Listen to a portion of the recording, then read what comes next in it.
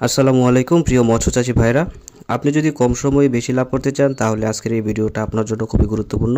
আশা করব ভিডিওটি না টেনে সম্পূর্ণ ভিডিওটি দেখবেন।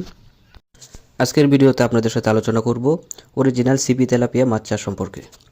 বর্তমান সময়ে বাংলাদেশের মৎস্য খাতে সিপি তেলাপিয়া মাছ চাষ একটি অত্যন্ত জনপ্রিয় ও লাভজনক উদ্যোগ হিসেবে পরিচিত লাভ করেছে। দ্রুত বৃদ্ধি, কম রোগবালাই এবং স্বল্প সময়ে বাজারজাত করার সুবিধা কারণে এই মাছটি নতুন ও অভিজ্ঞ উভয়চাষীর কাছেই সমানভাবে গ্রহণযোগ্য।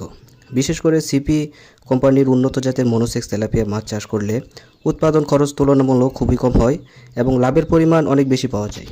সিপি তেলাপিয়া মাছ চাষের জন্য প্রথমে উপযুক্ত পুকুর নির্বাচন করা অত্যন্ত গুরুত্বপূর্ণ। সাধারণত 20 থেকে 30% আয়তনের পুকুরে এই মাছ চাষের জন্য সবচেয়ে বেশি উপযোগী। পুকুরের পানির গভীরতা 4 থেকে 6 ফুট হলে ভালো হয়।